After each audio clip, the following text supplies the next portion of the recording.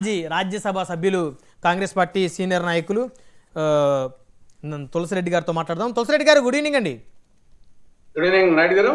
Sir, ఏంటి పులివెందులు అంటే మరి మీకు కూడా మంచి పట్టు ఉంది. అక్కడ మాజీ రాజ్యసభ సభ్యులు, జిల్లా పరిషత్ చైర్మన్గా కూడా పనిచేశారు మీరు కడప జిల్లాకు సంబంధించి. మరి ఆ నియోజకవర్గంలో ఇప్పుడు ఎలాంటి పరిస్థితులు ఉన్నాయి సార్? ఇప్పుడు ఎన్నిక సజావుగా జరుగుతుందా? ప్రజాస్వామ్యబద్ధంగా జరుగుతుందా? ఒక్కొక్కరు ఒక మాట మాడుతున్నారు, కొంతమంది 10,000 ఇస్తున్నారు, ఓటర్లను మభ్య పెడుతున్నారు అని చెప్పేసి ఆ రెండు పార్టీలు ఒకరి మీద ఒకరు ఆరోపణలు చేసుకుంటా ఉన్నారు.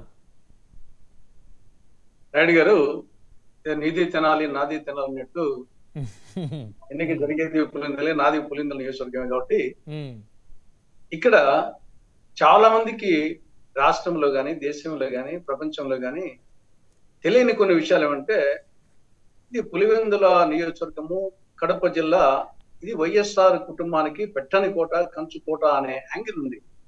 అది అన్ని సందర్భాల్లో కరెక్ట్, ఎక్కువ సందర్భాల్లో వాస్తవమే. కానీ ఓడిపోయిన సందర్భాలు అనేకం ఉన్నాయి. దానికి క్రోనలాజికల్ గా తీసుకుంటే 1970లో పులివెందుల పంచాయతీకి వార్డు మెంబర్స్ గా అప్పుడు వచ్చేసి సర్పంచ్ ఎలక్షన్స్ అప్పుడు సర్పంచ్ వార్డు మెంబర్ కి సెపరేట్ వార్డు మెంబర్స్ సర్పంచ్ ఎన్నుకోవాలి. పులివెందుల పంచాయతీలో వార్డు మెంబర్ గా రాజారెడ్డి ఒక చోట, రాజారెడ్డి సత్యమని చేయమ్మ ఒక చోట పోటీ చేసి ఇద్దరు ఓడిపోయినారు. రాజశేఖర రెడ్డి గారి తండ్రి, రాజశేఖర రెడ్డి గారి తల్లి చేయమ్మ వార్డు మెంబర్లుగా ఇద్దరు ఓడిపోయినారు. This is number 1. రెండవది 1984లో టీడీపీ ఆవిర్భావం తర్వాత 83లో అసెంబ్లీ, 84లో లోక్సభ ఎన్నికలు జరిగినాయి. ఆ లోక్సభ ఎన్నికల్లో టీడీపీ తరఫున doctor DN Reddy, Devireddy Narasimha Reddy TDP candidate గా ఆయన గెలిచాడు. పులివెందుల నియోజకవర్గంలో కూడా మెజారిటీ వచ్చింది. తెలుగుదేశం క్యాండిడేట్ డిఎన్ రెడ్డి ఎంపీగా గెలిచాడు, కడప ఎంపీగా. పులివెందుల నియోజకవర్గంలో సైతము వచ్చేసి డిఎన్ రెడ్డికి మెజారిటీ వచ్చింది టీడీపీకి 1984లో. నెక్స్ట్ 1994లో అసెంబ్లీ ఎన్నికలు జరిగినాయి. అప్పుడు జిల్లాలో 11 అసెంబ్లీలకు గాను 7 టీడీపీకి వచ్చాయి, 4 మాత్రమే కాంగ్రెస్ కి వచ్చాయి. అంటే రాజశేఖర రెడ్డి వచ్చినప్పుడు రాజశేఖర రెడ్డి కాంగ్రెస్ కి 4 వస్తే టీడీపీకి 7 వచ్చాయి 1994లో. నెక్స్ట్ 1995 మార్చిలో లోకల్ బాడీ ఎన్నికలు. నేను అప్పుడు జెడ్పీ చైర్మన్ గా ఎన్నికాను. నేను అప్పుడు టీడీపీ జిల్లా అధ్యక్షుడు, టీడీపీ కడప జిల్లా అధ్యక్షుడు 1995లో నా ఆధ్వర్యంలో చేసి ఎన్నికలు జరిగినాయి. అప్పుడు పులివెందుల నియోజకవర్గంలో 6 జెడ్పీటీసీలకు గాను మేము 4 పోటీ చేశాము. సింహాద్రిపురము, పులివెందుల పోటీ చేయలేదు. 4 పోటీ చేసి 3 గెలిచాం.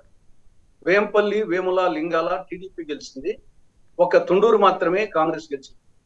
అంటే ఓవరాల్ గా తీసుకుంటే, ఇనానిమస్ కూడా తీసుకుంటే 3 వచ్చాయి. ఇది 1995 మార్చిలో. నేను అప్పుడు జెడ్పీ చైర్మన్ అయ్యాను. నేనుండే వేంపల్లి, వేముల, లింగాల 3 చోట్ల జెడ్పీటీసీ గెలిచింది. మండల పరిషత్తులుగా వేంపల్లి, వేముల గెలిచింది 1995లో. అప్పటికి రాజారెడ్డి ఉన్నాడు, రాజశేఖరుడు ఉన్నాడు, వివేకానంద రెడ్డి ఉన్నాడు. తర్వాత 1996 ఎంపీ ఎలక్షన్ లో రాజశేఖర రెడ్డి చావు తప్పి కన్నురట్టబడినట్టు ఎంపీకి 4,000 చిల్లరతో గెలిచాడు. నిఖిల్ మంజల్ చాలా నేరో మార్జిన్ తో గెలిచాడు 96లో. తర్వాత 2017లో వివేకానంద రెడ్డి వచ్చేసి బీటెక్ రవి చేతిలో ఎమ్మెల్సీగా ఓడిపోయాడు. మన 2024లో 7 నీటి సంఘాలు ఉంటే పులిందల్లో 7 నీటి సంఘాలకు వైకాపా పోటీ కూడా పెట్టలేకపోయింది. మన రీసెంట్ గా 2024లో నీటి సంఘాలకు పోటీ కూడా పెట్టలేదు. ప్రయత్నం చేస్తారు కానీ ముగిసే వాళ్ళకి ధైర్యం లేక, సరే అది ఏ కోణం ఏమైనా కావచ్చు. కాబట్టి అదేదో పులివెందులు అంటే, కడప అంటే వాస్తవమే, ఓడిపోయిన సందర్భాలు కూడా అనేకం ఉన్నాయి.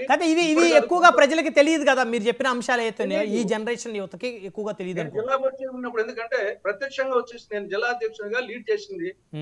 4 పోటీ చేస్తే 3 గెలిచాం. ఆ సందర్భంలో చెప్పించడం అయ్యాను. కాబట్టి కంచుకోట కాదనేది ఒకటి. కానీ ఎక్కువ సందర్భాల్లో గెలిచిన సందర్భాలు ఉన్నాయి, కాదనలేదు. రెండవది కంపారిజన్. ఇప్పుడు వీళ్ళిద్దరి మధ్య కంపారిజన్. ఎందుకంటే మన ఇదివరకు ఆయన పరిపాలించాడు, ఇప్పుడు వీళ్ళు పరిపాలించారు. కాబట్టి జగన్మోహన్ రెడ్డి ముఖ్యమంత్రి అయిన తర్వాత జరిగిన ఎన్నికలు 2021 లోకల్ బాడీ. ఆ ఎన్నికల్లో అది ప్రజాస్వామ్యం కాదు, దౌర్జన్య స్వామ్యం.